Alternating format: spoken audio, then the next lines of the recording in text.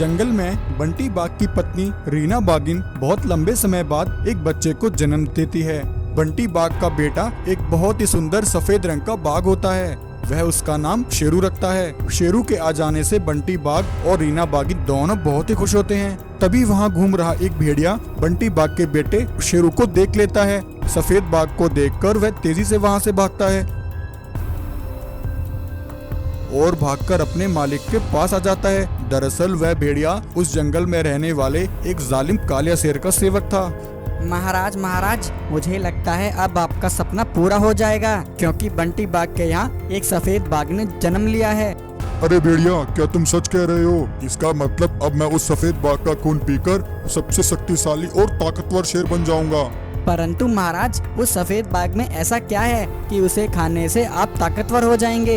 हाँ भेड़िया, बिल्कुल ऐसा ही है। यह बात मुझे मेरे कुलगुरु ने बताई थी कि जो भी उस सफेद शेर का खून पी लेगा वह इस धरती पर सबसे शक्तिशाली और ताकतवर बन जाएगा। अब मुझे कैसे भी करके उस सफेद बाघ को यहाँ लेकर आना है। ऐसा कहकर कालिया शेर बंटी बाघ के पास उसके बेटे को लेने पहुँचता है। सुनो बंटी बाघ, मुझे तुम्हारा बेटा चाहिए। इसके बदले तुम्हें जो चाहिए मैं तुम्हें दे सकता हूँ। कालिया शेर की बात सुनकर बंटी बाघ और रीना को उस पर बहुत गुस्सा आता है। कालिया शेर, यह तुम क्या कह रहे हो? तुम एक बाप से उसके बेटे को खरीदने की बात कर रहे हो। तुमने ऐसा सोचा भी कैसे कि मैं अपने बेटे को तुम्हें दे दूंगा? कालिया शेर, अगर तुमने मेरे बेटे के बारे में ऐसा सोचा भी तो तुम्हारे लिए अच्छा नहीं होगा। चले जाओ यहाँ से। बंटी बाघ की बात सुनकर कालिया शेर को बहुत गुस्सा आता है और वह गुस्से से लाल होकर वहाँ से चला जाता है और चुपचाप अपनी गुफा पर आकर अपने सेवक भेड़िया से कहता है, भेड़िया तैयार हो जाओ, अब हमें उस बंटी बाघ को मारना ही होगा। फिर मैं देखता हूँ मुझे रोकने वाला कौन है। ऐसा कहकर कालिया शेर और भेड़िया दोनों घात लगाकर एक जगह खड़े हो जाते हैं। जैसे ही बंटी बाघ जंगल में वहां से गुजरता है तभी कालिया शेर और भेड़िया दोनों एक साथ बंटी बाघ पर हमला करते हैं और बंटी बाघ को वही जान से मार देते हैं। बंटी बाघ को मारकर कालिया शेर रीना बाघिन के पास आता है। सुनो रीना, मैंने तुम्हारे पति बंटी बाघ को मार डाला है। अब तुम चुपचाप अपने बेटे को मेरे हवाले कर दो, वरना मैं तुम्हें भी नहीं छोड़ूंगा। कालिया शेर की बात सुनकर रीना बाघिन को बहुत दुख होता है और वह बहुत ज्यादा डर जाती है। रीना बाघिन अपने बच्चे को पीठ पर रखकर वहां से भागती है। कालिया शेर भी रीना बाघिन का पीछा करता है। भागते भागते रीना बाघिन एक दूसरे जंगल में आ जाती है, परंतु वह दुष्ट कालिया शेर वहाँ भी उसका पीछा नहीं छोड़ता। थोड़ी देर बाद रीना बाघिन उस कालिया शेर से काफी दूर निकल आती है। तभी उसे सामने एक रंगीन शेरनी मिलती है। रीना बाघिन उस रंगीन शेरनी के पास आती है और कहती है, शेरनी बहन, मेरी मदद करो। मैं बहुत गरीब और दुखियारी हूँ। एक दुष्ट कालिया शेर मेरे बच्चे को मारने के लिए मेरे पीछे पड़ा है। तुम मेरे बच्चे को बचा लो। मैं अपने बच्चे को तुम्हारे पास छोड़कर जा रही हूँ। अगर मैं जिंदा रही तो वापस जरूर लौट कर आऊंगी। तभी इतने में वह दुष्ट कालिया शेर रीना बाघिन को तलाश करते हुए वहां पर पहुंचता है। इससे पहले कालिया शेर रंगीन शेरनी को देखता वह रीना बाघिन के बेटे सिम्बा को लेकर एक पेड़ के पीछे छिप जाती है। कालिया शेर बहुत गुस्से में होता है। मूर्ख बाघिन, कहाँ है तेरा बेटा? तूने उसे कहाँ छिपा दिया? जल्दी से उसे मेरे हवाले कर दे। कालिया शेर, तू मेरे बच्चे का कुछ नहीं बिगाड़ सकता। वह तुझे कभी नहीं मिलेगा। यह सुनकर कालिया शेर को बहुत गुस्सा आता है। वह रीना बाघिन पर हमला कर देता है और उसे भी जान से मार डालता है। वहीं रंगीन शेरनी छिपकर यह सब देख रही होती है। हे भगवान, यह कालिया शेर तो बड़ा ही जालिम है। बेचारी बाघिन ने अपनी बेटी की जान बचाने के लिए अपने प्राण गंवा दिए। बहन, तुम चिंता मत करो। आज से मैं इस बच्चे की माँ हूँ। आज से मैं तुम्हारे बच्चे को पालूंगी। तब रंगीन शेरनी रीना के बेटे सिम्बा को लेकर अपनी गुफा पर आ जाती है। वहां लाकर वह उसका पालन पोषण करती है। अब ऐसे ही काफी समय बीत जाता है और अब सिम्बा बाघ जवान हो चुका था और एक शक्तिशाली ताकतवर बाघ बन गया था। तब एक दिन सिम्बा अपनी माँ रंगीन शेरनी से एक सवाल करता है। सुनो माँ, आप एक रंगीन शेरनी हो और मैं एक सफेद बाघ हूँ। मैं आपसे अलग क्यों हूँ माँ? तभी इतने में वह कालिया शेर वहाँ पहुँचता है। अरे बेटा सुनो, यह शेरनी तुम्हें क्या बताएगी, मैं तुम्हें बताता हूँ।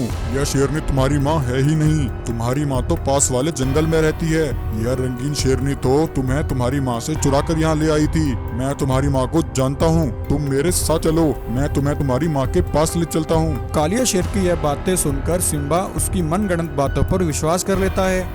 अरे नहीं बेटा, यह दुष्ट कालिया शेर तुमसे झूठ बोल रहा है। रंगीन शेरनी सिम्बा को रोकने की बहुत कोशिश करती है, परंतु सिम्बा शेरनी की एक नहीं सुनता और कालिया शेर के साथ चल देता है। थोड़ी दूर आकर कालिया शेर एक जगह रुक जाता है। कालिया शेर, क्या हुआ? मेरी माँ कहाँ है? तुम मुझे मेरी माँ के पास ले चलो। हा हा हा हा हा हा हा हा हा हा हा हा। कौन सी माँ मूर्ख, तेरी माँ रीना बागिन को तो मैंने बहुत सालों पहले ही मार दिया था। मैं तो तुझे सालों से तलाश कर रहा था। अब मैं तुझे मारकर तेरा खून पी लूंगा और एक शक्तिशाली ताकतवर शेर बनूंगा। तभी रंगीन शेरनी भी वहाँ आ जाती है। सिम्बा बेटा, इस दुष्ट कालिया शेर ने बचपन में ही तुम्हारे माता पिता को तुमसे छीन लिया था। तुम्हारी माँ रीना बागिन तुम्हें बचाने के लिए मेरे पास छोड़ गई थी। इस कालिया शेर ने मेरी आंखों के सामने तुम्हारी माँ को बड़ी बेरहमी से मार डाला था। रंगीन शेरनी की बात सुनकर सिम्बा बाघ को बहुत दुख होता है और उसे कालिया शेर पर बहुत गुस्सा आता है। अरे हत्यारे कालिया शेर, आज मैं तुझे नहीं छोड़ूंगा। ऐसा कहकर सिम्बा बाघ कालिया शेर पर हमला करता है। वह उसे खूब मारता है और मारते मारते कालिया शेर की जीवन लीला वही समाप्त कर देता है और फिर अपनी रंगीन शेरनी माँ के साथ हंसी खुशी जंगल में रहने लगता है। एक जंगल में दो जुड़वा शेर भाई बंटी और वीरू रहा करते थे। उन दोनों में आपस में बड़ा ही प्रेम था। वह दोनों देखने में एक जैसे ही थे। दोनों एकदम दूध की तरह सफेद थे और दोनों बड़े ही बहादुर थे। जंगल में जब भी कोई मुसीबत आती तो दोनों भाई एक साथ मिलकर उस मुसीबत का सामना करते और जंगल के जानवरों की रक्षा किया करते थे।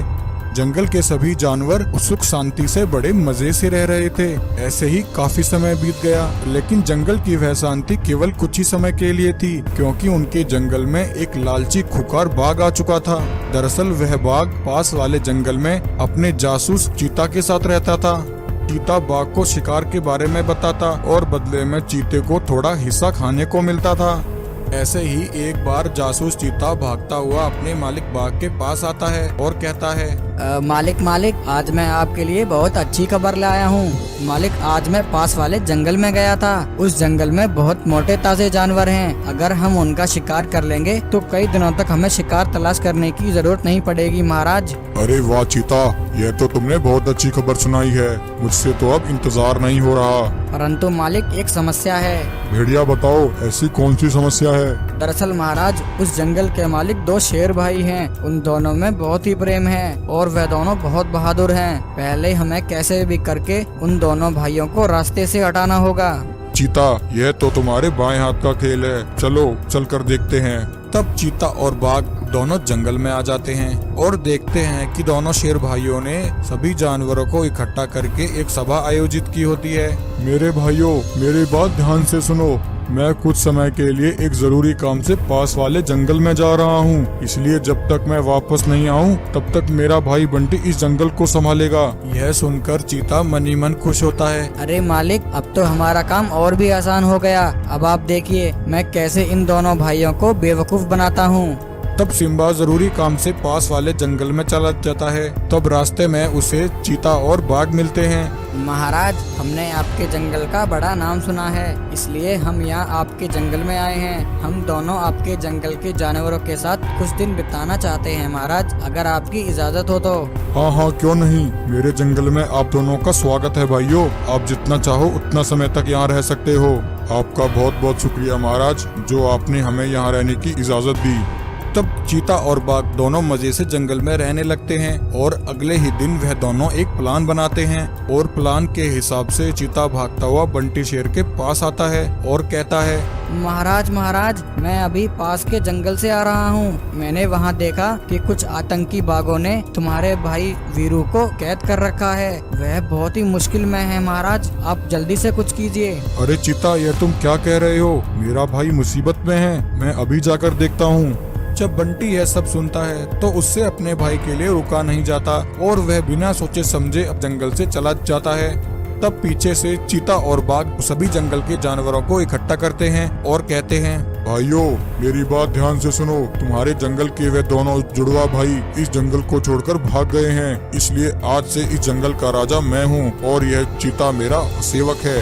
उधर जब बंटी अपने भाई वीरू को बचाने के लिए पहुंचता है तो वह देखता है कि कुछ शिकारी बाघों ने उसके भाई को पिंजरे में कैद कर रखा है। बंटी जैसे ही अपने भाई को पिंजरे से निकालने की कोशिश करता है तभी वह शिकारी बाघ उस पर हमला कर देते हैं और बंटी को भी उसके भाई के साथ पिंजरे में कैद कर देते हैं। यह सब उस बाघ और चीता का किया धरा था। वह सभी शिकारी बाघ उस लालची बाघ के ही सैनिक थे। बाघ ने ही अपने शिकारियों से कहकर वीरू को पिंजरे में कैद करवाया था और बाकी रही कसर चीता ने पूरी कर दी थी। और अब चीता और बाघ जंगल में मजे कर रहे थे। वह जानवरों से भोजन मंगवा कर खाते और उन पर अपना हुक्म चलाते थे। परंतु वहीं बंटी और वीरू भी बहुत बहादुर थे। वह दोनों ऐसे हाथ पर हाथ धरे तो बैठे नहीं रह सकते थे। जब शिकारी बाघ वहां से चले जाते हैं तब दोनों भाई हिम्मत करके उस पिंजरे के दरवाजे को तोड़कर खुद को आजाद कर लेते हैं और उसी समय भागकर अपने जंगल आ जाते हैं और उस लालची बाघ पर हमला करके उसकी जीवन लीला वहीं समाप्त कर देते हैं। तब डरा और सहमा हुआ चीता जो कुछ भी हुआ वह सब जानवरों को बताता है। फिर उस जंगल के राजा बंटी और वीरू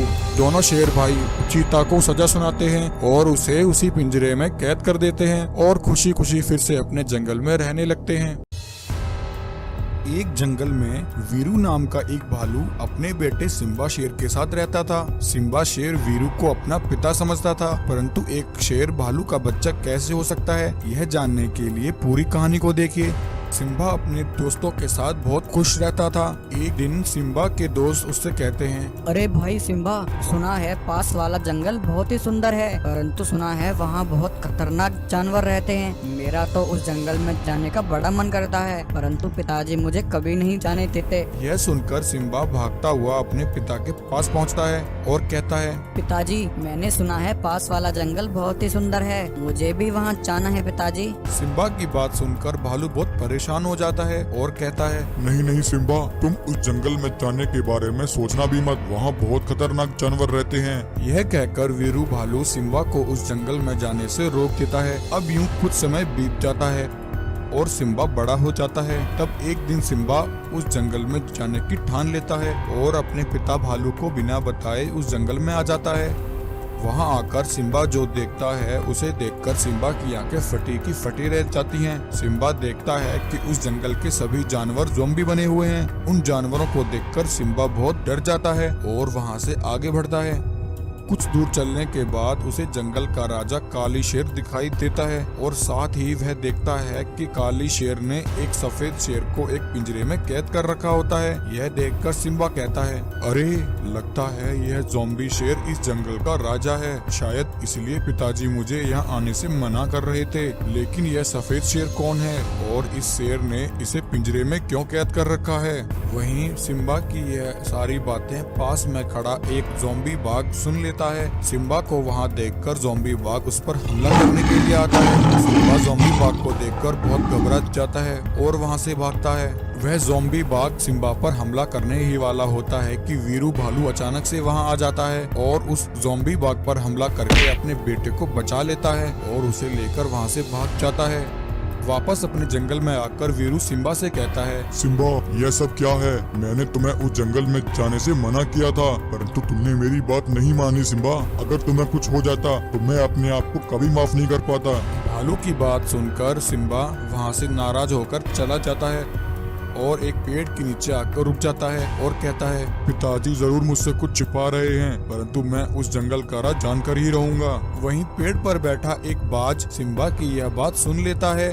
बाज सिम्बा के पास आता है और कहता है, सुनो शेर, तुम यही जानना चाहते हो ना कि वह सफेद शेर कौन है और उस काले शेर ने उसे पिंजरे में क्यों कैद कर रखा है। हाँ बाज, तुम्हें उस सफेद शेर के बारे में क्या पता है, जल्दी बताओ, आखिर क्यों उस जंगल के सभी जानवर ज़ॉम्बी बने हुए हैं। सुनो शेर, यह बहुत समय पहले की बात है। आज से कुछ साल पहले तुम्हारे पिता सफेद शेर गब्बर इस जंगल के राजा हुआ करते थे। तुम्हारे पिता के दो दोस्त भी थे जो कि तुम्हारे पिता के साथ ही रहते थे। उनमें से एक वीरू भालू था और दूसरा काली शेर था। वीरू तुम्हारे पिता का वफादार दोस्त था, परंतु वहीं काली शेर तुम्हारे पिता से छिपकर जंगल के जानवरों का शिकार कर लिया करता था।